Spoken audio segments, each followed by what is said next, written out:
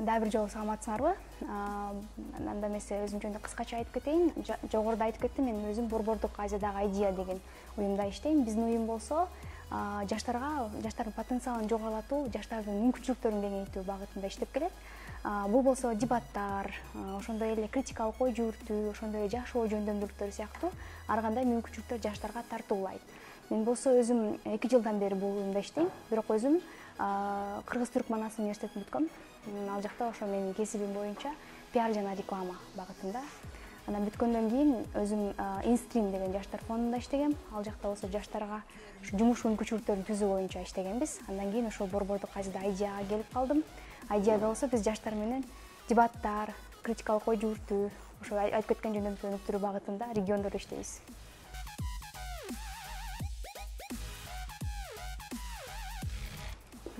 Албетте, дебат дегенде суроо жооп кетейин. Негизи эле биздин уюм ушу дебаттарды биз бир курал катары эсептейбиз. Ал болсо ошо өзүн өзү өнүктүрүүчү эме, ошонун өзүнүн жөндөмдүүлүктөрүн өнүктүрүүчү. Мисалы өзүн өзүн презентациялоо, критикалык ой жүгүртүү, ошондой эле адамдар менен баарлашуу, ошондой эле уга билүү маданияты, ошондой эле оратордук чеберчилик, ошондой эле конструктивдүү аргументтештирип сүйлөө сыяктуу жөндөмдүүлүктөр адамды калыптандырат деп кеңири ишенебиз.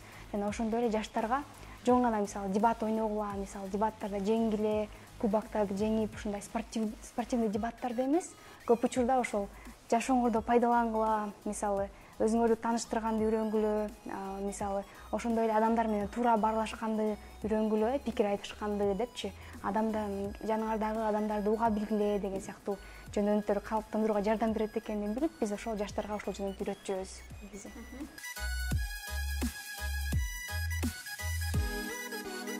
Жогоруда айтып кеттим да, жашоо жөндөмдүүлүктөрү жөнүндөчү. Мисалы көп учурда биз азыркы ошол технология өнүгүп, мисалы маалыматтар да өнүгүп, анан көптөгөн маалыматтарды кабыл алабыз да, ошолорду мисалы анализдей билүү, талдай билүү, талдап мисалы эки жагына салыштырып билүүгө жардам берет да, мисалы көп учурда.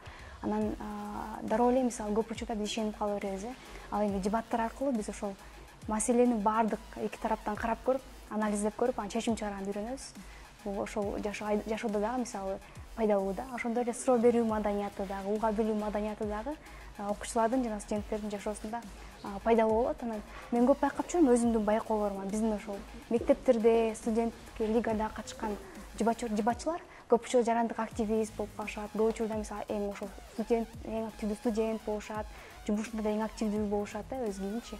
Мен ойлойм, ошо дебат адамдарда активдүүлүктү калыптандырат, мисалы жарандык позицияны калыптандырат, ошондой эле мисалы туура баарлашып, өзүн өзү көрсөтө билүү, өзүн өзү презентациялоо билүү жөндөмдүктөрүн калыптандырат депчи.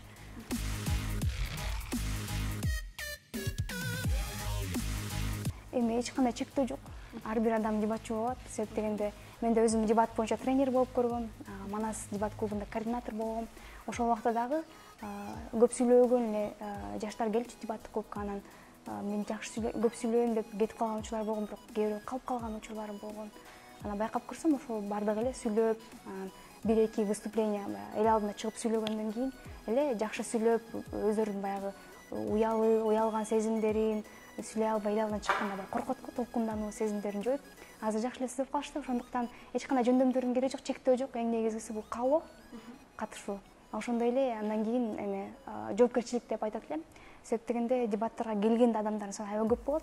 Бирок ошол эле учурда кеткендердин саны да көп болот. Бирок калган балдарыбыздар аябай аракетчил, маалыматтарды көбүрөөк окушат, изденишет көп учурда.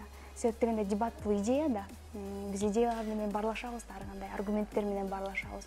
Бул жөн гана сүйлөө эмес, сүйлөп коюп анан жеңип кетип же ушундай эмес. Бул көбүнчө изденүү, маалыматтарды окуу, маалыматтарды салыштыруу. Ошондуктан көп учурда бул жоопкерчилик, аракет, анан ошондой эле эмгек керек деп ойлойм. Анан эч кандай чектөө жок, бирок бардыгы келип өзүн сынап көрүп катышса болот.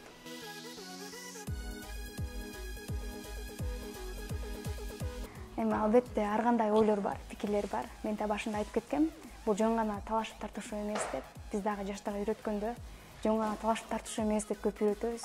Анткени биздин уюм дебаттарды курал катары пайдаланабыз. Башында баса белгилеп кетпедимби? Бул да өтө маанилүү.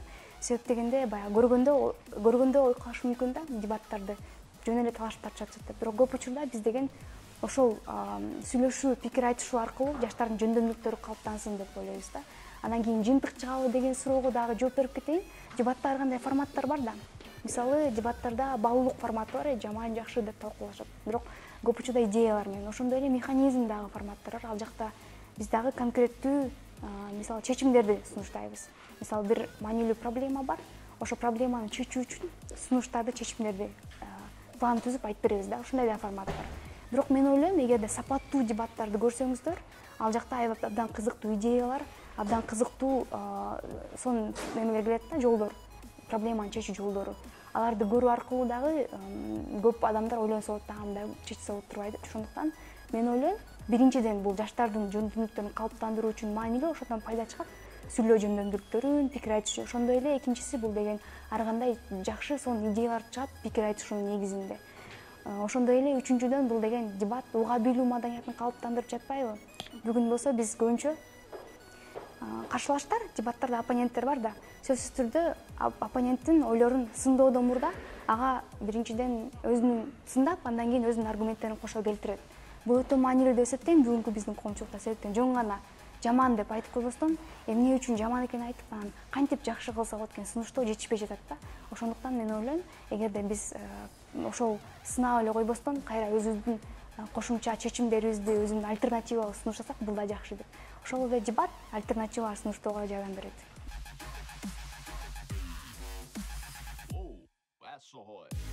Каршылашты жеңиш үчүн бул деген идеяга басым жасоо керек, каршылаштын идеясына. Андан да жакшы идея айтууга ойлонуш керек, кененирээк көп маалымат көп болуш керек тема боюнча. Эгерде сизде тема боюнча көп маалымат болуп, даярдык жакшы болсо, ошондой эле сиз кеңири ойлоно алсаңыз, мисалы критикалык ой жүктүп айтып атпайсызбы өзүңүз, кеңири ойлонсоңуз, эгерде ошол каршылашты жеңип кетүү мүмкүнчүлүгү бар. Ошондой эле эми баягы ойду дагы туура жеткизе билиш керек. Кээ бир учурда биз өзүбүз ойлойбуз, мен туура эле жеткизип атам депчи. Бирок андай болбой калышы мүмкүн, калыс сиздин оюңузду андай түшүнбөй калышы мүмкүн. Ошондуктан муну да эске алып, калыска сиздин оюңуз сиз ойлогондой жеткиргенге аракет кылыш керек.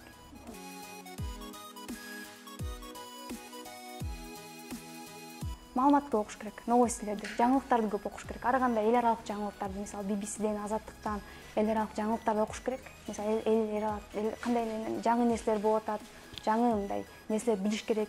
Ошондой эле көп издениш керек. Мисалы, баягы дебатта бир жакшы жери, мисалы, аныкталган темалар жок. Ар кайсы нерсени талкуулай беребиз да, мисалычы. Көптөгөн талкуулар бар да, кинолор боюнча талкуулар бар, китептер боюнча талкуулар бар, ошондой эл аралык мындай ар кандай укуктар боюнча талкуулар бар, ар кандай технологиялар боюнча талкуулар бар. Ошондуктан жаңылыктарды окуп жүргөндө эле ошол талкууларга ар кайсы жаңылыктан мисалдар катары көп керек болуп калат. Ошондуктан жаңы жаңылыктарды көрүп окуп туруш керек, такталган жаңылыктарды.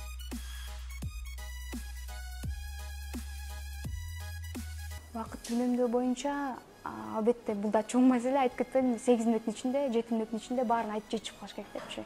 Ал үчүн бардык оюңду жазып алыш керек. Кайсыдан кийин кайсын айтам, кайсыга канча убакыт кетирем деп. Мисалы, бар жазып алышат да, мисалы, таанышуу мынча секунд, андан кийин бул аргумент үчүн 2 мүнөт, бул аргумент үчүн 2 мүнөт деп жазып алып, анан буну айтып бериш үчүн 1 мүнөт деп жазып алса, бул да жеңилирээк болот. Көп эмгек кылыш керек. Бүгүн аябай чоң бизде жаштарда кемчилик бул кайдыгерлик деп эсептейм.